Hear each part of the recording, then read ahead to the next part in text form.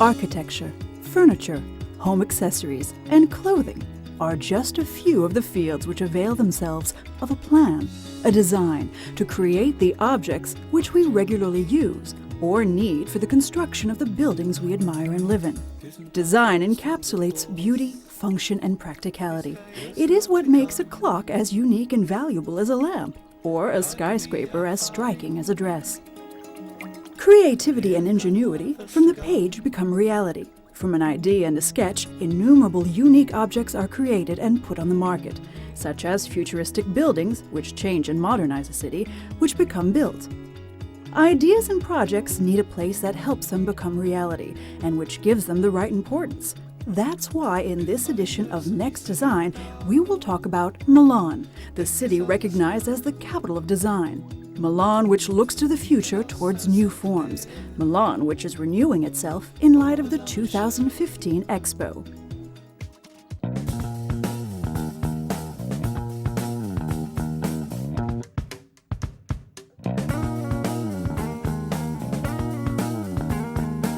Milan, the Italian city of the future. To understand the importance and multifaceted character of Milan, it's important to understand what historical events made it become the capital of design and creativity, from art to culture and, of course, design. Founded at the beginning of the 6th century BC, it was later the capital of the Duchy of Milan during the Renaissance and capital of the Italian kingdom under Napoleon. It became the fulcrum of the Italian economy during the Industrial Revolution, and from then onwards it underwent an intense process of urbanization tied to industrial expansion. During the last century, the city has established its role in the economy and in the world of manufacturing, becoming the metropolis with the greatest Italian financial market. It is the layout, the design, which remains the distinguishing feature of the Milanese territory. Here in the 1950s, design was born on the impulse of architects like Gio Ponti and entrepreneurs like Cesare Brustio and Romualdo Borletti. In 1954, the Golden Compass, Il Compasso d'Oro, was established, a prize which still today rewards Italian design and presents it to the world. Later, in 1956, the ADI, Association for Industrial Design, was founded to unite designers, businessmen, and intellectuals of the rising Milanese design. I'm an architect because I made a trip to Milan when I was 25 to meet the man I considered my maestro. That afternoon, I went by Aldo Rossi's studio, painted sky blue with paintings on the wall, and then made the return trip without stopping, as if pushed by an urgent need to get back to Rome to do there everything he'd done in Milan. The exhibits at the Triennale di Milano became an international benchmark for the culture of design projects and bolstered the importance of the metropolis in the field of design. Once upon a time, when I entered the Triennale, it was like entering some sort of temple. In 1961, the furniture fair, Il Salone del Mobile, was born. Italian furniture design began thus to acquire importance and would later lead it in the 1990s to the role of world leader. The city is in creative and conceptual ferment. Ideas seem to find the space to be seen, appreciated, rewarded, or criticized. Milan shows itself able to keep up with the imaginative requests of designers, architects, stylists, artists, and intellectuals. I found myself sitting at a table with about 20 people. Sitting opposite Mario Botta and Maddalena de Padova, who was the lady of Milanese design. And on the other side was an Englishman, and someone said to me, he flew in on a private jet. Do you know who he is? That's Norman Foster. And he sat there quietly. This just goes to show that in those days you could end up having dinner with Norman Foster. I don't know if these things still happen today.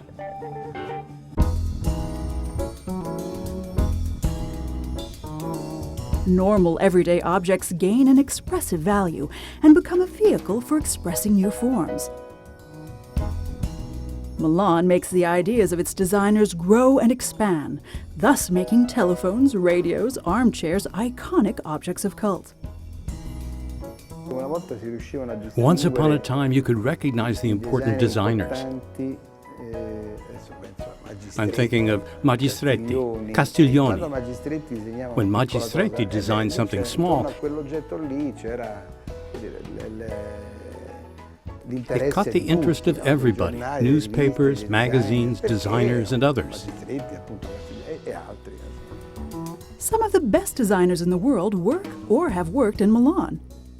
Marco Zanuso, Alessandro Mendini, Achille Castiglioni, Gio Ponti, Franco Albini, Vico Magistretti, Cini Boeri, Bruno Munari, Antonia Campi, and Giotto Stopino, Franco Teodoro.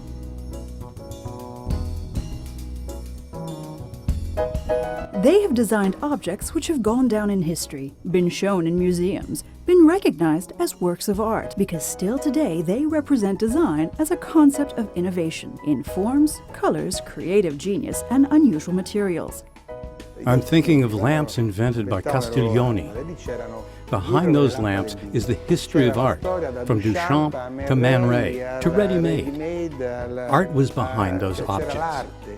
Meanwhile, today the thinking is more, if someone makes a lamp which is slightly crooked, then somebody else thinks I'll do it that way too. But that's not art. It has no thought. That's just simple copying. Milan has known how to nurture, encourage growth, and launch in the rest of the world the importance of an object. All of this stemming from a drawing. Innovation and evolution allows groups or cultural movements to gather around design in its consumerist aspects and its innovative meaning. Leading to new schools of thought, criticism, and elaboration like Alchimia, led by Alessandro Mendini, and Memphis, founded in 1981 by Ettore Sozzas Jr., where kitsch and color shock critics and public alike. In cities, new professional training schools appear. After the historic Polytechnic School comes the European Institute of Design, the Domus Academy, and more recently in Milan, the School of Industrial Design at the Polytechnic. The fair expands. It moves the cities in search of ever-expanding spaces until it settles in 2005 at Ro Pero, at the gates of Milan, becoming the major pilaster of fairs in Europe. This is why Milan has conquered the title of global city, becoming the world capital of design par excellence.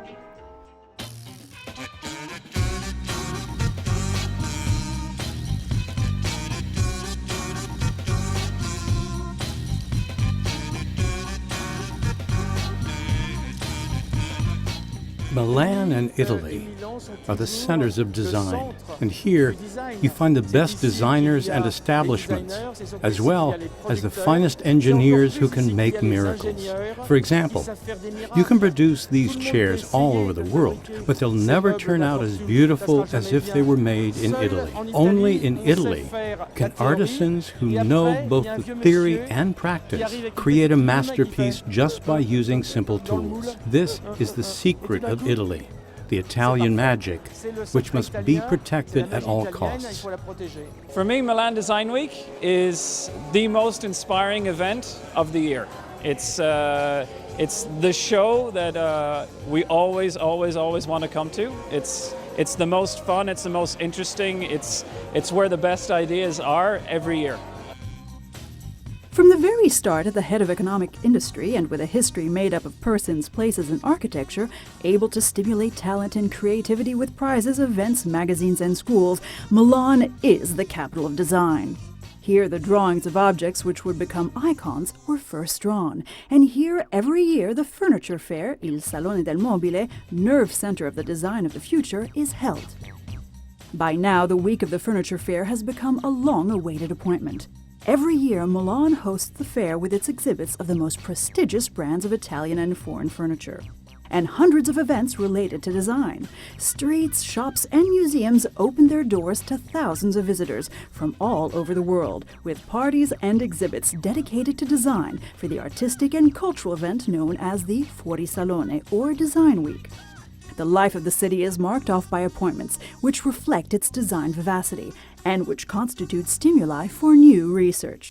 Many Milanese designers have reached international success in the last 20 years. Their output is no longer only related to interior design, but also to fashion and the field of communication.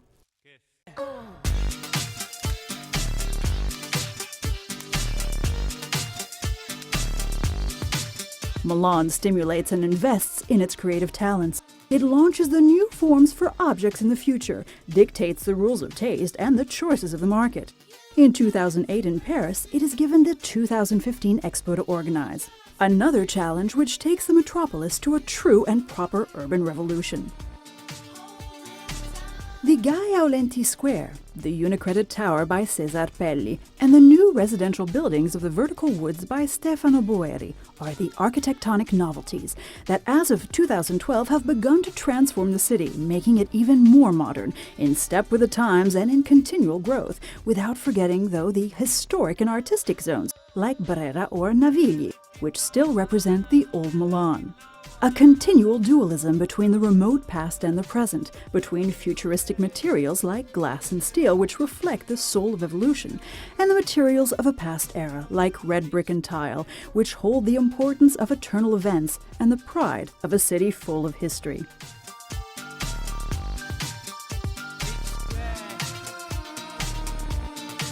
Milan's next design doesn't just aim high with its new skyscraper. Today, like before, it develops, creates, and renders new ideas accessible to the rest of the world. One example would be the showrooms of the Lago Open More Than Design, an exhibition space conceived by the designer Daniele Lago, in which one can enter, eat, work, rest, even socialize, and consult books.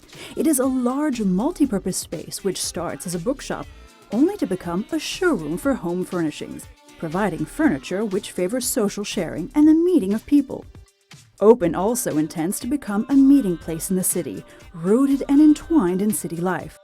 A place to go to first of all. MyQ Milano Design is a company founded by Antonella Dedini. It promotes and develops projects inherent to architecture. One of these activities is the Milan Design Film Festival, a thematic prize finalized by a selection of unreleased film projects in support of creativity and aimed at highlighting the collective sensibility towards the world of design and architecture. The second edition of the festival will be held in 2014.